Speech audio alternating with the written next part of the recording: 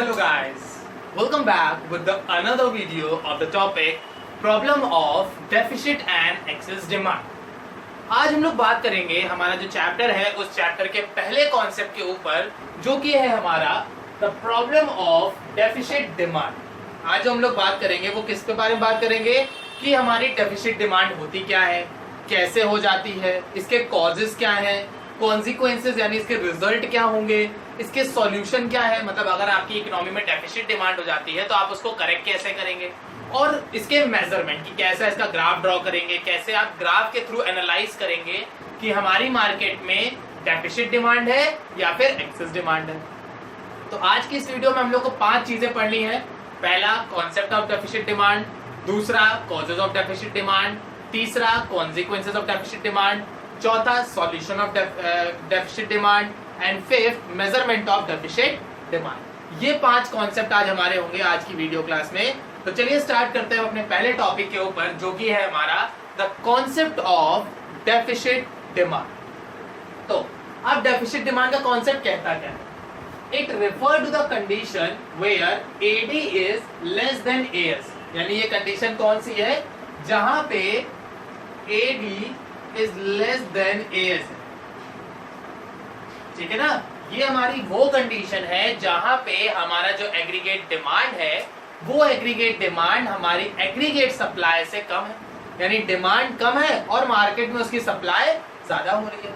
जब सप्लाई ज्यादा है, डिमांड कम है, तो केस कौन सा हो जाता है? Deficit demand under full employment condition in the economy. और दूसरी इंपॉर्टेंट चीज, हमारी इकोनॉमी में फुल एम्प्लॉयमेंट कंडीशन है। फुल एम्प्लॉयमेंट का मतलब क्या हो गया कि हमारी इकोनॉमी में जितने भी लोग वर्क कर रहे हैं, मतलब जितने भी लोग हैं capable, able and willingness to work, उन सभी को जॉब मिली हुई है। वो सभी लोग जॉब पे हैं, काम कर रहे हैं with the fuller utilization of resources. यानी ये जो डेफिसिट डिमांड अराइज हो रही है, ये जो डेफिसिट डिमांड हमारी है, ये डेफिसिट डिमांड हमारी जो अराइज होती है इसमें हमारा फुल एम्प्लॉयमेंट है। Full employment with the fuller utilization of resources. मतलब जो भी वर्कर्स काम कर रहे हैं वो सारे के सारे वर्कर्स हमारे जो हैं वो अपनी पूरी एफिशिएंसी के साथ वर्क परफॉर्म कर रहे हैं। वर्कर्स तो पूरे मन से काम कर रहे हैं, वर्कर्स सारी अपनी एफिशिएंसी दिखा रहे हैं, प्रोडक्शन ज्यादा कर रहे हैं, बट इकोनॉमी में क्या हो रहा है? खर्चा ही नहीं है। लोग खर्चा करना चाहते ही नहीं, लोग डिमांड ही नहीं कर रहे हैं। तो जब डिमांड ही नहीं कर रहे हैं तो क्या होगा? डिमांड कम हो जाएगी। और जैसे ही हमारी जो एग्रीगेट डिमांड है वो एग्रीगेट सप्लाई से कम हो जाएगी तो कंडीशन हो जाएगा मेरा डेफिसिट डिमांड। अब ये तो कॉन्सेप्ट की बात होगी। अब बात करते हैं कारण क्या है, कैसे डिमांड कम हो जाती है। ये जो डिमांड हो रही इकोनॉमी में, इतनी बड़ी हमारी इकोनॉमी है, इतनी बड़ी इकोनॉमी में हम लोग बात कर रहे हैं, तो कौन से ऐसे कॉजेज हैं जिसकी वजह से हमारा डेफिसिट डिमांड अराइज हो जाता है। तो चलिए बात करते हैं इसके कॉजेज की। कॉजेज में मेरा पहला आता है reduction in consumption, C for consumption. तो रिडक्शन इन कंजप्शन एक्सपेंडिचर, यानी कि जब हमारी इकोनॉमी में कंजप्शन होना कम हो जाता है, बंद तो हो नहीं सकता क्योंकि कंज्यूम तो हम लोग करेंगे ही करेंगे, बट जब हमारी इकोनॉमी में कंजप्शन कम हो जाता है, जो लोग हैं वो कंज्यूम करना कम कर देते हैं, तो क्या होता है? मेरी डिमांड कम हो जाती है। जैसे इस टाइम पे लॉकडाउन है, लॉकडाउन के स्टेज में जो लोग हैं वो ज्यादा एक्सपेंडिचर तो कर नहीं रहे क्योंकि बाहर ट्रैवल कर नहीं पा रहे हैं, मूवीज देख नहीं पा रहे हैं, रेस्टोरेंट में खाना खा नहीं पा रहे हैं, तो उनके एक्सपेंसेस क्या है? बहुत कम हो गए। जब उनके एक्सपेंसेस कम हो गए हैं, वो कंजप्शन कम कर रहे हैं, तो क्या होगा? इकोनॉमी में खर्चा नहीं होगा। और जब हमारी इकोनॉमी में खर्चा नहीं होगा तो क्या होगा? मेरी डेफिसिट डिमांड हो जाएगी क्योंकि डिमांड तो हो ही नहीं रही ना। अब जैसे मूवीज थिएटर बंद है तो उनकी तो डिमांड हो नहीं रही है। जब उनकी डिमांड नहीं हो रही तो क्या होगा? उनके केस में डिमांड कैसी हो गई? डेफिसिट हो गई। ट्रैवल हो नहीं रहा, लोग घूमने जा नहीं पा रहे, ठीक है, रेस्टोरेंट अभी तक बंद ही चल रहे थे, मंदिर बंद चल रहे हैं। तो यानी कि जब आपके बिजनेस सेक्टर्स, आपके सर्विस सेक्टर शटडाउन हो, लॉकडाउन की स्टेज में हो, तो उस केस में क्या होता है? हमारी डिमांड हो नहीं रही है। और जब डिमांड नहीं होगी तो क्या होगा? मेरी जो हमारी aggregate demand is equal to aggregate supply थी, यानी जो इक्विलिब्रियम कंडीशन थी उससे मेरी जो एग्रीगेट डिमांड है वो कम हो जाएगी, तो मेरा जो एक्सपेंडिचर है इकोनॉमी में वो कम हो जाएगा। तो पहला रीजन यहाँ पे क्या हो गया? Reduction in consumption expenditure. Second आता है रिडक्शन इन इन्वेस्टमेंट एक्सपेंडिचर। दूसरा यहाँ पे क्या है? Reduction in investment expenditure. मतलब जो प्रोड्यूसर है फिर वो इन्वेस्ट भी नहीं कर रहा, क्योंकि जब वो देख रहा है कि मार्केट में, इकोनॉमी में डिमांड ही नहीं है, लोग उसको कंज्यूम ही नहीं करना चाहते हैं, तो मेरा प्रोड्यूसर क्या कह रहा, छोड़ो हम बनाएंगे भी नहीं, क्योंकि डिमांड है नहीं, लोग मांगते हैं नहीं, तो हम बना के करेंगे क्या, हम नहीं बनाएंगे गुड्स। तो जब मेरा प्रोड्यूसर गुड्स प्रोड्यूस नहीं करेगा, वो मार्केट में गुड्स बनाएगा नहीं, तो क्या होगा, इन्वेस्टमेंट भी कम हो जाएगी। और चाहे हमारा कंजप्शन हो या हमारा इन्वेस्टमेंट हो, कंजप्शन और इन्वेस्टमेंट ये दो कंपोनेंट मिलके ही तो मेरी एडी बनाते हैं, और जब एडी में मेरा कंजप्शन और इन्वेस्टमेंट दोनों ही कम है, तो एडी क्या होगी, कम हो जाएगी। तो बात समझ में आ गई। पहला क्या है, रिडक्शन इन कंजप्शन एक्सपेंडिचर, दूसरा रिडक्शन इन इन्वेस्टमेंट एक्सपेंडिचर, तीसरा है हमारा रिडक्शन इन गवर्नमेंट एक्सपेंडिचर, यानी गवर्नमेंट ने भी खर्चा करना बंद कर दिया। वो देख रही है कि जब प्राइवेट वालों को कोई मतलब नहीं है, प्राइवेट वाले खर्चा नहीं कर रहे हैं, उनको अपनी पड़ी नहीं है, हम क्यों कूदें, हमें क्या जरूरत खर्चा करने की, हम क्यों करें खर्चा, हम भी नहीं करेंगे। तो गवर्नमेंट क्या कर रही है, गवर्नमेंट ने भी एक्सपेंडिचर करना इकोनॉमी में कम कर दिया है, क्योंकि वो भी देख रही है कि मार्केट में इतनी ज्यादा डिमांड नहीं है। जब मार्केट में डिमांड ही नहीं है, कंज्यूमर डिमांड ही नहीं कर रहा है, वो कुछ परचेज करना ही नहीं चाहता है, तो क्या होगा, जब डिमांड नहीं है कंजप्शन नहीं है, कंजप्शन नहीं है तो गवर्नमेंट भी क्या कंज्यूम करेगी, या गवर्नमेंट भी क्या इन्वेस्ट करेगी, गवर्नमेंट भी छोड़ देती है। तो इन शॉर्ट हमारे जो प्राइवेट सेक्टर है और गवर्नमेंट सेक्टर है, जब ये दोनों ही लोग मार्केट में एक्सपेंडिचर करना बंद कर देते हैं, तो मेरी एडी जो है वो कम हो जाती है। बात समझ में आ गई। नेक्स्ट आता है डिक्लाइनिंग इन एक्सपोर्ट। एक्सपोर्ट भी नहीं हो रहा है, एक्सपोर्ट भी कम हो गया, क्यों, क्योंकि प्रोड्यूस ही नहीं हो रहा है। जब इकोनॉमी में इन्वेस्टमेंट ही नहीं हो रहा है, हम इन्वेस्टमेंट ही नहीं कर रहे हैं, तो प्रोडक्शन नहीं है, और जब प्रोडक्शन नहीं है तो एक्सपोर्ट भी नहीं है। अगर हम एक्सपोर्ट करते तो उसमें कुछ खर्चा होता तो भाई इकोनॉमी में जमा डिमांड बढ़ जाती, क्योंकि डिमांड बाहर से लोग करते ना, हम एक्सपोर्ट कर रहे हैं तो हम दूसरी कंट्री को कर रहे होंगे, तो दूसरी कंट्री वाले हमारे जब प्रोडक्ट की डिमांड करेंगे तभी तो एक्सपोर्ट होगा। लेकिन जब बाहर वाले डिमांड ही ना करें तो एक्सपोर्ट होगा, नहीं होगा। तो जब हमारे एक्सपोर्ट पे कमी आ जाती है कि हम इतने गुड्स प्रोड्यूस ही नहीं कर पा रहे हैं कि हम एक्सपोर्ट कर पाए, तो उससे क्या होगा, मेरा भी एक्सपेंडिचर और कम हो जाएगा।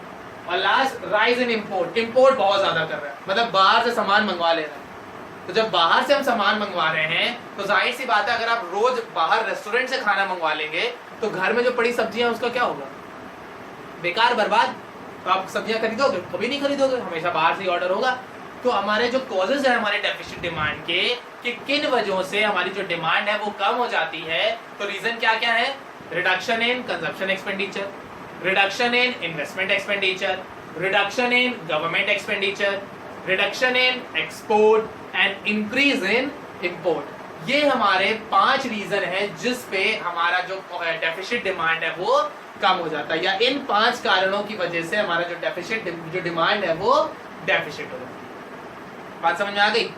अब ये तो मेरे कॉजेज हो गए, अब बात करते हैं इनके सॉल्यूशंस के ऊपर। नहीं, आप पहले सॉल्यूशंस तो पहले बाद में देख लेंगे कि सॉल्यूशन सॉल्व कैसे करना है। पहले जो ये कॉजेज हैं, जो ये कारण है, ये कारण हमारी इकोनॉमी पे क्या असर डालेंगे। मतलब अगर डेफिसिट डिमांड हो जाती है, डिमांड कम हो जाती है, तो उससे हमारी इकोनॉमी पे क्या असर पड़ेगा, पहले वो समझते हैं। तो इकोनॉमी में क्या होगा, पहला, अंडर एम्प्लॉयमेंट इक्विलिब्रियम, यानी कंडीशन कौन सी आ जाएगी, अंडर एम्प्लॉयमेंट की, जहां पे एडी इक्वल एएस तो है। अंडर एम्प्लॉयमेंट में क्या होता था, AD is equal to AS तो है, बट जितने भी वर्कर्स काम कर रहे हैं वो अपनी फुलर एफिशिएंसी के साथ वर्क परफॉर्म नहीं कर रहे, क्योंकि भाई जब काम ही नहीं है, प्रोडक्शन ही नहीं करना है, तो लेबर क्या प्रोड्यूस करेगा, वो तो आएगा पड़ा रहेगा, ज्यादा ज्यादा 2-4 गुड्स बना के दे जाएगा जितनी मार्केट में डिमांड है। तो अल्टीमेटली तो वो तो अपनी पूरी एफिशिएंसी इस्तेमाल नहीं कर रहा ना, वो तो पूरी एफिशिएंसी के साथ काम कर ही नहीं रहा। क्यों नहीं कर रहा है, क्योंकि मार्केट में डिमांड नहीं है। जब मार्केट में डिमांड ही नहीं है, तो जो लेबर है वो प्रोड्यूस करके करेगा क्या, वेस्ट ही तो हो जाएगा। तो लेबर प्रोड्यूस नहीं करेगा, और जब लेबर प्रोड्यूस नहीं करेगा तो उससे क्या होगा, तो वो एम्प्लॉयड तो है, वो काम तो कर रहा है, बट वो अपनी पूरी एफिशिएंसी के साथ काम नहीं कर रहा। तो पहला कॉन्सिक्वेंसेस क्या होगा, यानी कि पहले जो ड्रॉबैक होगा डेफिसिट डिमांड से आपकी इकोनॉमी में, जो पहला असर पड़ेगा वो क्या होगा, अंडर एम्प्लॉयमेंट। बस समझ आ गई। अब दूसरा क्या होगा, डिफ्लेशनरी गैप। डिफ्लेशनरी का मतलब है डिफ्लेशन, यानी कि मंदी का दौर आ जाएगा। तो जब मार्केट में या इकोनॉमी में डिमांड ही नहीं हो रही है, डिमांड ही नहीं है आपके प्रोडक्ट की, कोई मांग ही नहीं रहा आपका प्रोडक्ट, तो क्या होगा, अनसोल्ड बचेगा। जब अनसोल्ड बचेगा तो हम क्या करेंगे, प्राइसेस कम करके बेचेंगे, कि भाई प्राइसेस कम कर दो यार, कुछ तो बिकेगा, कुछ तो बिक जाए। और जहां आपके प्राइसेस कम हुए तो क्या होगा, मंदी आ गई। कहते हैं ना 10 की चीज 8 में, 10 की चीज 6 में, 10 की चीज 5 रुपए में। तो ये क्या है, 10 रुपए का आइटम जब 5 रुपए में मिलने लगे तो मतलब क्या होगा, उसकी मार्केट में कोई पूछ नहीं रहा, कोई डिमांड नहीं कर रहा है, तो क्या हो रहा है, उसको सस्ते में बेचा जा रहा है। तो जब हमारी इकोनॉमी में डेफिसिट डिमांड होगी तो डेफिसिट डिमांड होने से क्या होगा, डिफ्लेशन आ जाएगा, यानी कि मंदी का दौर आ जाएगा, जिसमें हमारी इकोनॉमी में हर चीज जो है बहुत ज्यादा सस्ती हो जाएगी और जो मेरा प्रोड्यूसर है उसको प्रॉफिट अर्न। अब जब उसको प्रॉफिट अर्न नहीं होगा तो क्या होगा, लॉस ऑफ प्रॉफिट, क्योंकि जो चीज उसने 8 रुपए में बनाई थी और 10 में बेच रहा था, अब वो 10 में तो बिक नहीं रही है, तो क्या कहेगा, चाहे काम करते हैं 9 में बेच देते हैं, 8 में ही बेच दो यार, बिक जाए, कम से कम जो मेरा पैसा लगा है वो तो निकल आए। तो जब वो इकोनॉमी में अनसोल्ड स्टॉक पड़े रहेंगे तो अनसोल्ड स्टॉक को क्लियर करने के लिए वो क्या करेगा, प्राइसेस कम करेगा, और जब प्राइसेस कम करेगा तो उससे क्या होगा, प्रॉफिट भी कम हो जाएगा, क्योंकि जो चीज पहले 10 रुपए की बिक रही थी अब वही सेम प्रोडक्ट 8 रुपए का बिक रहा है, 2 रुपए का नुकसान हो गया, प्रॉफिट कम हो गया ना, 2 रुपए से प्रॉफिट कम हो गया, तो यही मेरा कहलाता है लॉस ऑफ प्रॉफिट। और लास्ट जो मेरा नुकसान होगा, last but not the least, undesired stock. हमारी इकोनॉमी में अनडिजायर्ड स्टॉक आ जाएंगे, क्योंकि जब बिक ही नहीं रहा है, सामान ही नहीं बिक रहा है, लोग डिमांड ही नहीं कर रहे हैं, तो क्या होगा, दुकान में पड़ा रहेगा, और जब दुकान में पड़ा रहेगा तो क्या होगा, अनडिजायर होगा, लोग चाहते नहीं रखना लेकिन रखा हुआ क्योंकि बिक नहीं रहा इकोनॉमी में। तो अगर हमारी डेफिसिट डिमांड होती है तो डेफिसिट डिमांड का रिजल्ट क्या होगा, पहला अंडर एम्प्लॉयमेंट इक्विलिब्रियम के लोग काम नहीं करेंगे, दूसरा लॉस ऑफ प्रॉफिट कि उनको सस्ते दामों में बेचना पड़ेगा तो उनका प्रॉफिट कम हो जाएगा, तीसरा जब मार्केट में डिमांड ही नहीं होगी तो उससे क्या होगा, अनडिजायर्ड स्टॉक अराइज हो जाएगा, यानी कि मार्केट में वो गुड्स अराइज हो जाएंगे जो हमें नहीं चाहिए, मतलब हमें लग रहा था बिक जाएंगे बट वो नहीं बिक रहे, अनडिजायर्ड स्टॉक पड़ा रहेगा। और लास्ट मेरा आता है डिफ्लेशनरी गैप, हमारी मार्केट में मंदी का दौर आ जाएगा, जिस मंदी में जो हर आइटम है हमारा बहुत कम दामों पे मिलने लगेगा। ये हमारे 4 कॉन्सिक्वेंसेस हैं या 4 रिजल्ट है ऑफ द डेफिसिट डिमांड की। अगर हमारी इकोनॉमी में डेफिसिट डिमांड होती है तो ये हमारे उसके कॉन्सिक्वेंसेस होंगे या ये हमारे उसके रिजल्ट्स होंगे। कारण समझ में आ गया, जो इकोनॉमी पे असर होने वाला है वो समझ में आ गया। अब बात करते हैं इनके सॉल्यूशंस के ऊपर कि हम क्या ऐसा अपनाएं, क्या ऐसा करें, क्या चीज ऐसी कर दें जिससे हमारी जो डेफिसिट डिमांड है ये सही हो जाए, मार्केट में फिर से डिमांड होने लगे, हम क्या ऐसा कर दें। तो अगर मार्केट में डिमांड नहीं हो रही है, डेफिसिट डिमांड है, लोग परचेज ही नहीं करना चाह रहे हैं, तो आप क्या करोगे, पहला काम आप क्या करोगे, इंक्रीज इन कंजप्शन एक्सपेंडिचर, आप कंजप्शन करने लगो। अब आप कहोगे सर जब लोग खर्चा ही नहीं करना चाहते तो कंजप्शन कैसे होगा, फाइनेंस पे चीजें अवेलेबल करा दो सस्ते दामों पे, जो आइटम 1 लाख रुपए का है उसमें दिखा दो भैया सिर्फ 5,000 रुपए की डाउन पेमेंट बाकी EMI, तो आदमी क्या कहेगा, यार 1 लाख रुपए का था, 5,000 रुपए की डाउन पेमेंट मिल रहा, हटाओ ले लेते हैं। तो जहां उसने 5,000 रुपए खर्चा किए तो पहले तो 5,000 रुपए ये चला गया, फिर हर महीने वो EMI देगा, तो क्या होगा, कंजप्शन हुआ ना, खर्चा हुआ ना, इकोनॉमी में खर्चा अपने आप हो जाएगा। और जब उसके जैसे 1000 लोग खर्चा करेंगे तो क्या होगा, डिमांड होने लगी, और जब डिमांड होने लगेगी तो क्या होगा, प्रोड्यूसर भी इन्वेस्ट करने के बारे में सोचेगा।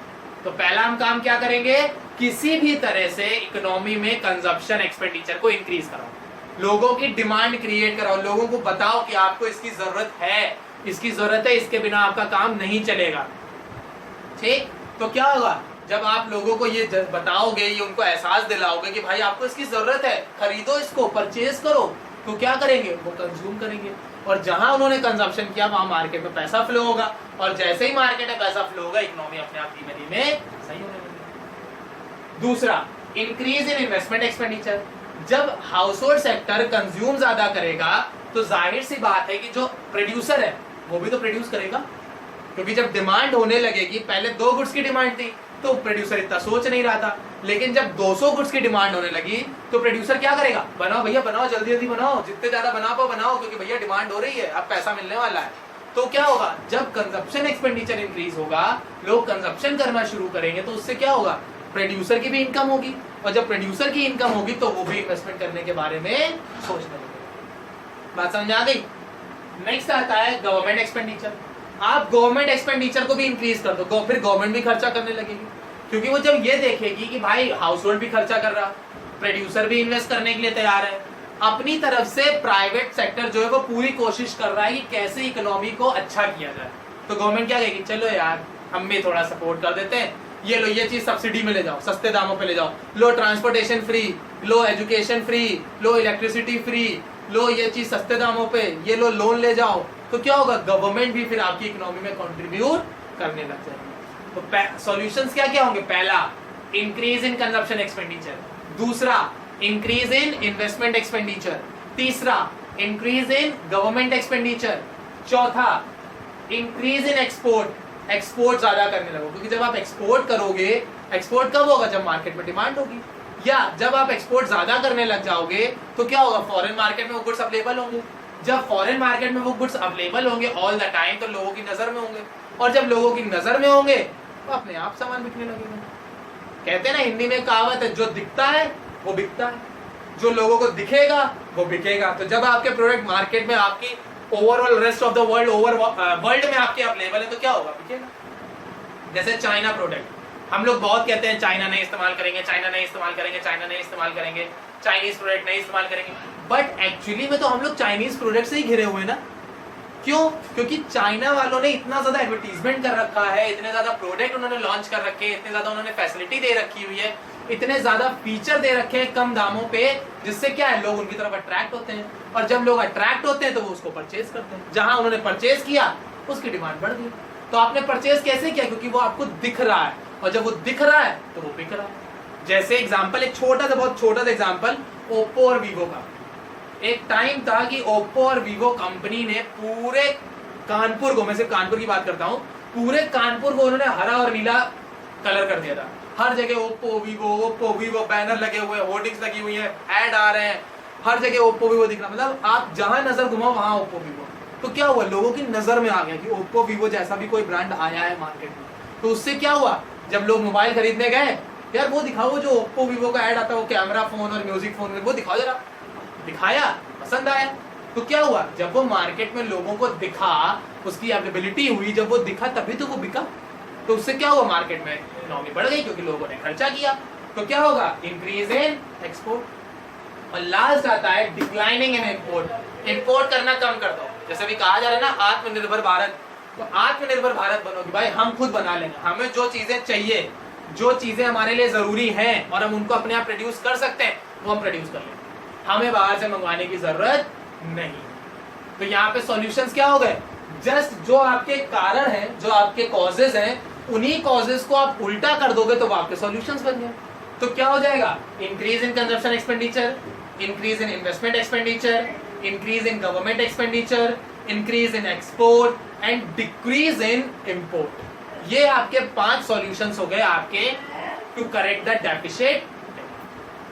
आज समझ में आ गई। अब बढ़ते हैं इसके ग्राफ की तरफ, ग्राफ का एक्सप्लेनेशन थोड़ा सा कर लेते हैं। हमारे ग्राफ ये ड्रॉ होगा, ये होगी हमारी एक्स एक्सिस, ये होगी वाई एक्सिस। एक्स एक्सिस में होगी हमारी इनकम, वाई एक्सिस में हमारी होगी एग्रीगेट डिमांड या फिर हमारा एक्सपेंडिचर। अब जैसे कि आप सबको पता है कि जो इनकम है वो पॉइंट ऑफ ओरिजिन से स्टार्ट होती है। इनकम को हमने यहाँ से अराइज किया, ये मेरी इनकम यहाँ से अराइज हुई, पॉइंट ऑफ ओरिजिन से होते हुए ये मेरी इनकम हो गई। अब इसको हम इनकम कहें या एग्रीगेट सप्लाई कहें, बात एक ही है, क्योंकि इनकम और एग्रीगेट सप्लाई दोनों इक्वल चीज होती है।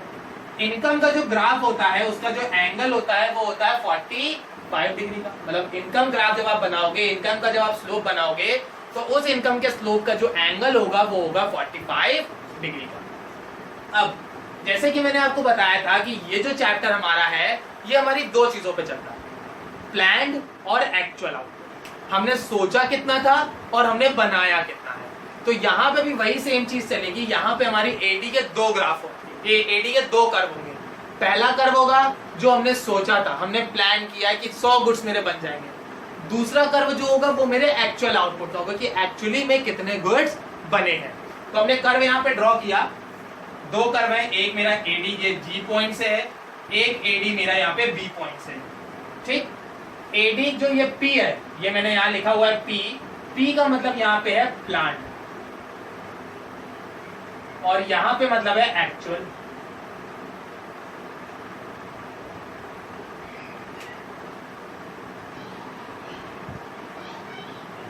ठीक है ना। तो यहाँ पे मैंने 2 एडी के कर्व बनाए हुए हैं, एक मेरा एडी एफ है यानी कि जो मैंने सोचा हुआ था, एक एडीपी है जो मेरा एक्चुअल में आउटपुट हुआ है। तो यहाँ पे क्या है, 2 चीजें देखो, कि यहाँ पे दो चीजें क्या है कि डिमांड जो हो रही है मेरे प्रोडक्ट की, हमने क्या कहा, हमने जो डिमांड हम कर रहे हैं वो डिमांड मेरी कैसी है, डेफिसिट डिमांड। तो डेफिसिट डिमांड देखो, यहाँ पे हमने सोचा कितना था कि मेरे इतने गुड्स बन जाएंगे, मैंने सोचा था कि मेरे इतने गुड्स तो बन ही जाएंगे, बट बन कितना है एक्चुअली में ये, तो इतने अमाउंट से कम बन रहे हैं, तो ये मेरा क्या हो गया, डेफिसिट डिमांड। तो इस डेफिसिट डिमांड में मेरे दो कर्व बनेंगे, एक होगा एक्चुअल का और एक होगा प्लान्ड का। जब डेफिसिट डिमांड है तो डेफिसिट डिमांड के केस में डिमांड कम है ना, तो डिमांड कम कब होगी, जब जितना हमने प्लान किया था मेरे प्लान्ड आउटपुट से मेरे एक्चुअल आउटपुट कम हो जाएगा, तो वहां पे हो जाएगा डेफिसिट डिमांड। तो प्लान्ड आउटपुट ज्यादा होगा, एक्चुअल आउटपुट कम हो जाएगा, तो वो मेरा कहलाएगा डेफिसिट।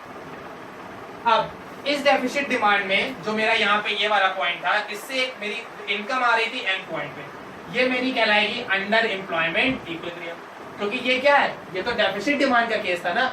और जब भी डेफिसिट डिमांड होती है तो उस केस में क्या होता है, लोग मन लगा के काम नहीं करते, क्योंकि जब डिमांड ही नहीं है तो वो प्रोडक्शन नहीं करते हैं, प्रोडक्शन नहीं करते तो अंडर एम्प्लॉयमेंट हो जाती है। लेकिन वहीं जो मेरा ई पॉइंट था, ई पॉइंट में इनकम मेरी एम हो रही थी, क्यों हो रही थी, क्योंकि जो लोग हैं वो फुल एम्प्लॉयमेंट पे काम कर रहे हैं, मतलब जितनी उनकी एफिशिएंसी है वो जितना मन से काम कर सकते हैं, जितनी एफिशिएंसी के साथ काम कर सकते हैं, उतनी एफिशिएंसी के साथ काम। तो जो मेरा पहला वाला पॉइंट है एन वाला, वो अंडर एम्प्लॉयमेंट होगा, जो एम वाला है वो फुलर एम्प्लॉयमेंट वाला होगा। दूसरी चीज जो मेरा क्यू पॉइंट है वो मेरा डेफिसिट डिमांड होगा, जो ई पॉइंट है वो पॉइंट ऑफ इक्विलिब्रियम होगा। तो ये था हमारा आज का टॉपिक, जिसमें उन्होंने problem of deficit demand discuss किया, जिसमें उसके कॉजेस थे, कॉन्सिक्वेंसेस थे, सॉल्यूशंस थे, एंड ये लास्ट मेरा measurement of deficit demand. I hope सबको सारी चीजें समझ में आ गई होंगी। अगर कोई सजेशन है या अगर आपको कोई क्वेरी है तो आप वो कमेंट सेक्शन में पूछ सकते हैं। Thank you guys.